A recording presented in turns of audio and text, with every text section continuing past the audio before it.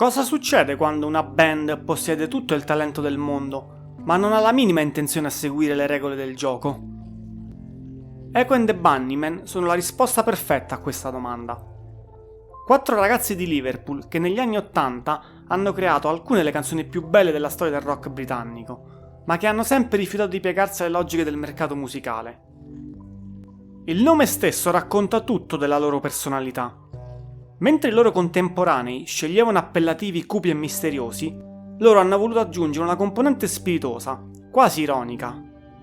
Infatti, Echo era il nome della drum machine che usavano, Bunnymen era il soprannome che si erano dati, un modo per non prendersi troppo sul serio in un'epoca in cui tutti sembravano ossessionati dalla propria immagine dark.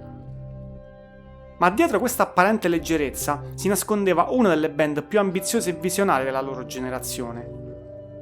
Influenzati dai Velvet Underground, David Bowie e dai classici degli anni 60 e 70, gli Echo and the Bunnymen hanno saputo trasformare queste influenze in qualcosa di completamente nuovo. Un sound che oscillava tra la spiritualità e la sensualità, tra l'epico e l'intimo, tra la grandezza e la vulnerabilità. La loro storia è quella di una band che ha sempre anteposto l'arte al successo, la visione alla convenienza. E forse è proprio per questo che, nonostante non abbiano mai raggiunto la fame mondiale che meritavano, continuano a influenzare generazioni di musicisti che riconoscono in loro i veri maestri del rock alternativo. Pronti a immergervi nella loro storia?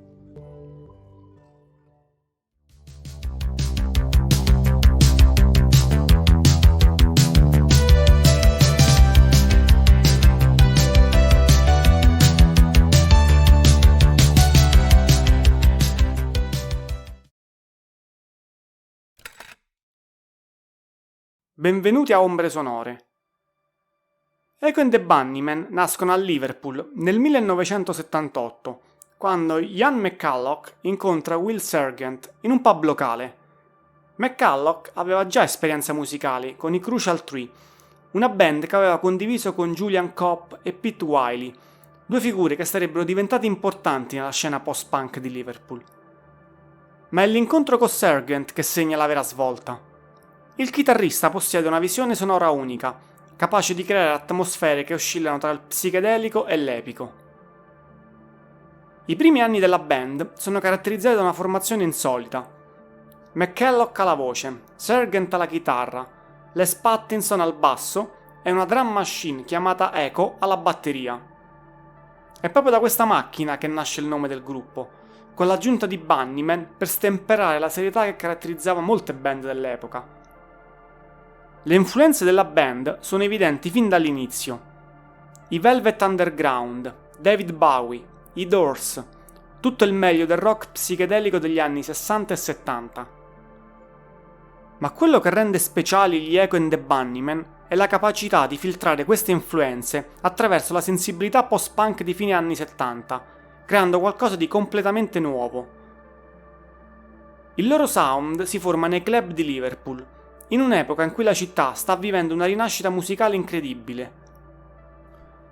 Mentre i loro contemporanei si muovono verso territori più cupi e minimalisti, gli Echo and the Bunnymen sviluppano un approccio più melodico e cinematografico, con chitarre che creano paesaggi sonori e una voce che passa dall'intimità sussurrata all'epicità.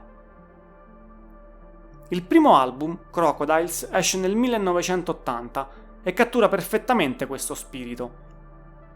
È un disco che unisce l'energia del punk con la sofisticazione del rock psichedelico, creando un template che influenzerà moltissime band future. Brani come Rescue e Pictures on My Wall mostrano una band che sa già esattamente cosa vuole essere. Grandiosa senza essere pomposa, accessibile senza essere commerciale.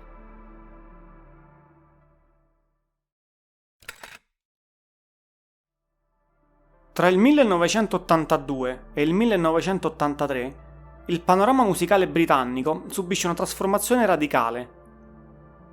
La parte più pop della New Wave prende il sopravvento, con band come U2, New Order, nella loro seconda fase, e Simple Minds, che conquistano le classifiche, mentre la componente più post-punk e dark wave, come Bauhaus, System of Mercy, viene gradualmente emarginata. Gli Echo and the Bunnymen si trovano in una posizione particolare. Il loro sound è troppo sofisticato per essere classificato come semplice pop, ma troppo melodico per rimanere nel ghetto post-punk. Porcupine, il loro secondo album del 1983, rappresenta perfettamente questa evoluzione. È un album che mantiene la profondità artistica dei primi lavori, ma con un approccio più aperto e accessibile. La promozione dell'album segna un momento cruciale per la band, che approda anche a Top of the Pops. Tuttavia, invece di cavalcare l'onda commerciale come altre band, scelgono una strada meno convenzionale. Secondo alcuni racconti, il loro manager spinse per girare alcuni filmati promozionali in luoghi remoti come l'Islanda e la Scozia, presentandoli come cantanti spirituali, più che pop star da classifica. Non è chiaro quanto ci sia di vero in queste storie, forse sono solo parte della mitologia della band, ma riflettono bene l'identità della band, più interessati all'arte che al business. In questo periodo avviene anche un cambiamento nella formazione, infatti Pete De Freitas si unisce alla band come batterista, sostituendo la drum machine Echo. Il suo stile energico e tribale aggiunge una dimensione completamente nuova al sound degli Echo and the Bunnymen, rendendoli ancora più epici e cinematografici. Ocean Rain, del 1984, rappresenta il culmine di questa evoluzione. È un album orchestrale, ricco di arrangiamenti per archi e atmosfere quasi sinfoniche. McCulloch ha sempre descritto la genesi di The Killing Moon, il brano di apertura, come un'esperienza quasi mistica. Sostiene che Dio lo abbia aiutato nel sonno a scrivere la canzone. Curiosamente, la sequenza iniziale del primo verso riprende quella di Space Oddity di Bowie, ma suonata al contrario. The Killing Moon è diventata negli anni il loro brano più iconico e riconoscibile. La canzone ha trovato nuova vita attraverso cover memorabili, come quella dei Grandaddy e dei Pavement, ma soprattutto grazie al cinema e alla televisione. La canzone è stata utilizzata in un film cult come Donnie Darko, dove la sua atmosfera onirica e apocalittica si sposava perfettamente con la narrazione del film. È apparsa anche in serie TV come The Vampire Diaries e Legion, consolidando negli anni il suo stato di classico senza tempo.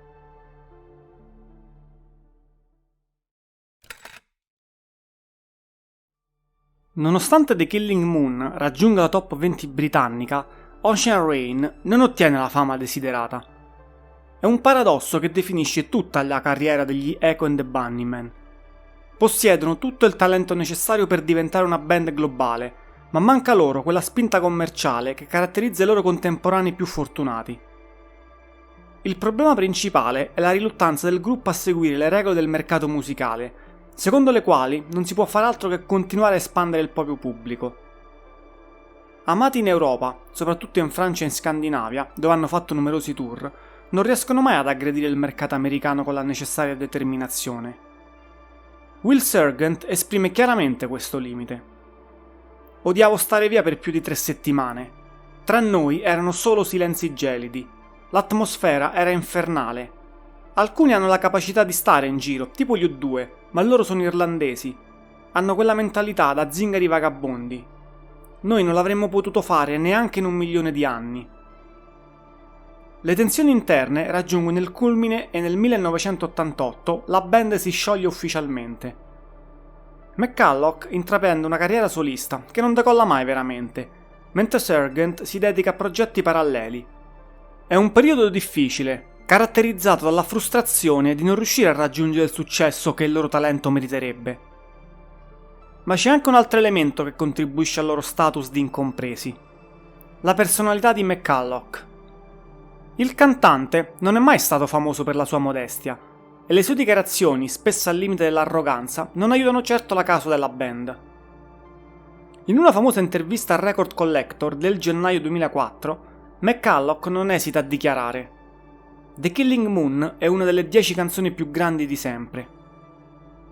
Playground and City Parks è meglio di Shakespeare, avevo i brividi quando l'ho scritta. Over the Wall, pare che gli Stone Roses non sarebbero mai esistiti senza di essa. Nel 1997, quasi 10 anni dopo lo scioglimento, gli Echo and the Bunnymen si riuniscono ufficialmente. La band ha continuato a pubblicare album negli anni 2000, mantenendo una certa dignità artistica, senza mai raggiungere i picchi creativi degli anni 80. Album come Evergreen, What Are You Going to Do With Your Life e Siberia mostrano una band che cerca di rimanere rilevante in un panorama musicale completamente cambiato, con risultati alterni, ma sempre caratterizzati da quella ricerca di grandezza che li ha sempre contraddistinti. Il problema è che McCulloch sembra ancora segretamente aspirare alla dominazione mondiale, un sogno che stride con la realtà di una band che ha perso da tempo il treno del successo mainstream.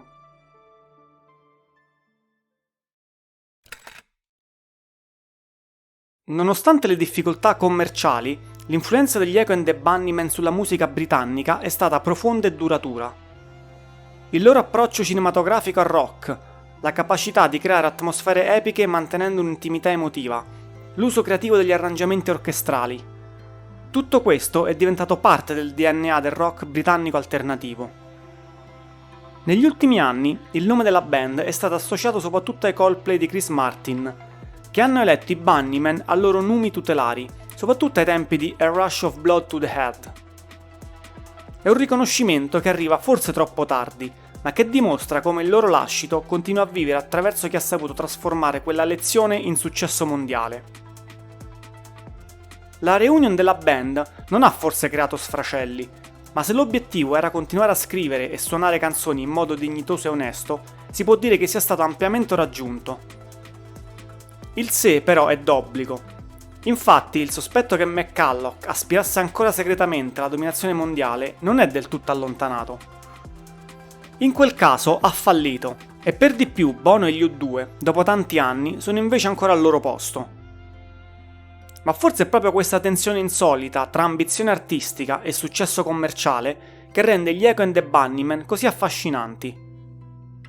La storia di questa band è la storia di una visione che ha scelto di rimanere fedele a se stessa, anche quando questo significava rinunciare al successo commerciale.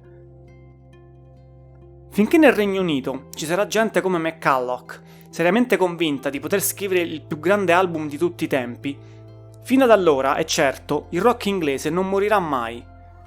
Perché a volte servono dei visionari incompresi per ricordarci che la musica non è solo business, ma soprattutto passione, arte e la ricerca continua della bellezza perfetta. In questo loro sono stati maestri assoluti, anche se nessuno se n'è mai accorto abbastanza. Questo è stato Ombre Sonore, grazie per essere stati con me. Il buio suona, restate vicini.